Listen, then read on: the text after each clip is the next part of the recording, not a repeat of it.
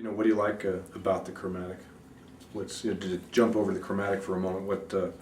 I think for me, and this is only me, from trying to play music for a living, being a blues player out here and playing on these big festivals, and you have to come behind these guitar bands,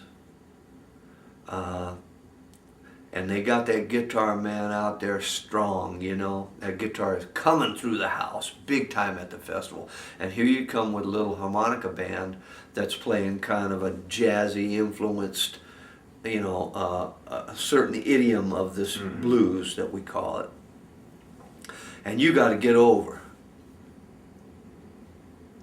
And you got to have a big sound.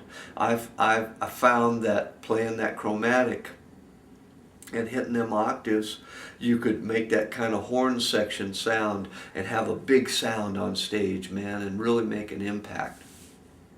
That's a good point. So that to me was a way of keeping up with the competition, and bringing my band to the next time they call me back to play again. Even though I could get to play some cool, intricate, subtle stuff throughout the set that kind of went unnoticed to most of the crowd. But those impacting, hard, chromatic tunes seem to keep people there for your set. Yeah, powerful is definitely a word that comes out when you're playing a fully octave style. And actually kind of is interesting about the styles. George Smith, Little Walter played those fake octaves, the small ones. And then George Smith was the guy who was really known for playing the full octaves on the Chromatic.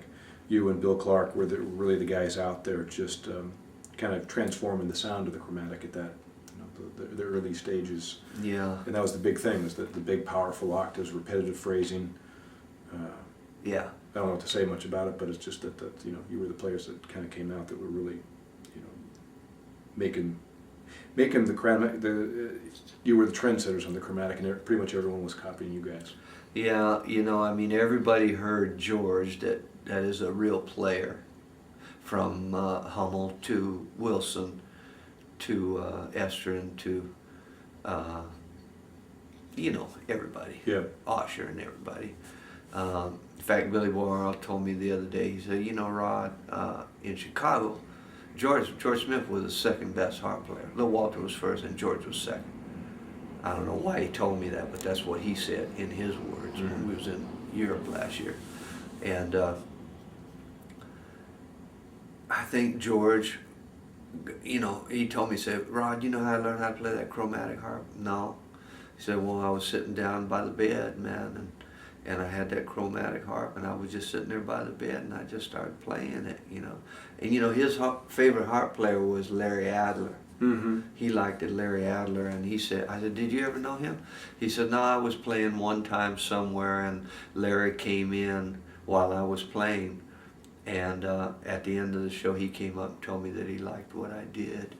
And I think he really dug that, That's why he tried to do Peg of My Heart and Summertime and all them, But if you listen to that Summertime that he recorded for that record I produced, Murray Brothers, here's a cat who is like my brother or father, whatever, and I don't say this in any derogatory, but he can't read or write, but he took that damn Chromatic and put his soul into that Summertime, and the mixture of, let's say, an uneducated musician playing an educated piece results in something that's the best of both worlds. You know what I mean? It's not just a player who's reading it, and doesn't have any thing to put with that.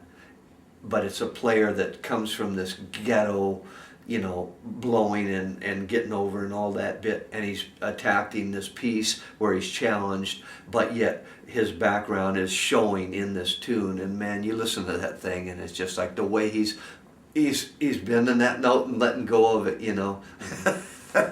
I listened to it the other day, man.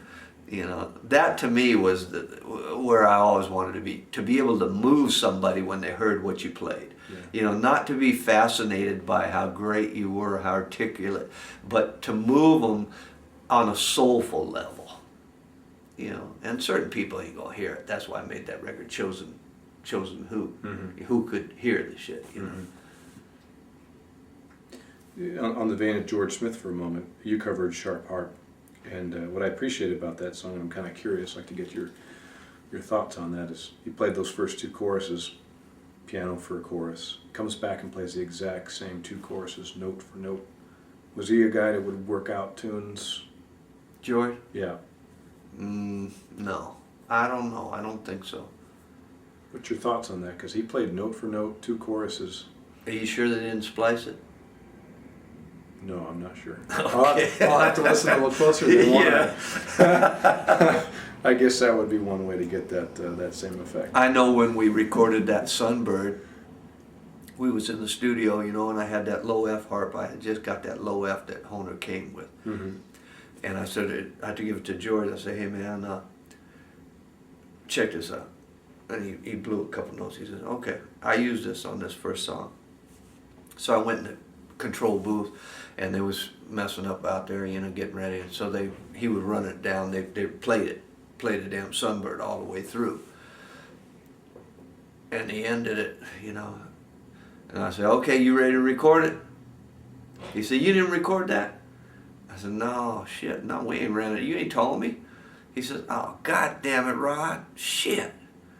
Because he figured, you know, he didn't played it, and I'm the same way, man. If I had it and I got something good, man, you better get it, because you know, I don't think I can go there again. Now I got to try to go there, and because I know I hit something good, so now I'm gonna be looking for it, and that's a different mindset, right? Yeah, absolutely. He got mad at me because I didn't record the first take, so they had to record it again. But I don't think he did. You know, we did a static stomp. You know, I said, okay, we're gonna do one together, and I said, I'll start it off. So I just started blowing. I had no idea where I was going, and I started it off, and then he came in, he looking at me, and I gave it back to me and gave it back to him. But we didn't really have no intention of what we was intending on playing, you know. I don't know if he really, I didn't know him when he cut Sharp Harp. That's, you know, 10 years before me. 55. Yeah, I was just kind of curious on that too. I know it's a common thing, you might work out the head and you improvise everything else, but I was just kind of surprised to hear that. I'll have to listen to the background instruments and see if that was spliced. The coolest thing about that is the tonal quality and the harmonica, the attack or whatever it is, the way it sucks you in, you know, it's not in your face. It's just like, okay, oh, that was cool. Oh, yeah, I want to play like that, you know. Yeah, exactly. It's 100% agree. That's why I was drawn to that song. The first time I heard it, it's just like so many harmonica players try to throw something out at you, and this one's just like, you know, sit back and enjoy the song. Yeah. In that last chorus, you know,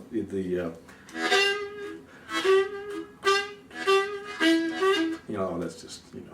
Yeah, you know, when I re-recorded it on that, I don't know, I did it on So Glad to Have Blues. When we was in mixing it, they had a young kid, was the guy running the machines and all that. And when that song came on, you know, it's so stark with the harp and the piano and the drum.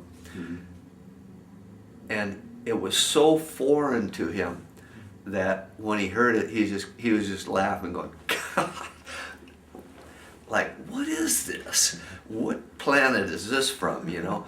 He dug it, but he didn't know why he dug it or anything. It's just because it was so stark and so, you know, it's like you can make something out of nothing. Yeah, I like how you made it your own at the end. It was tasteful. Was that him or me you was blowing there? Both. Oh, yeah. You played that like on yours too. Okay. But yeah, I like after that. I like how you made it your own. It's good stuff.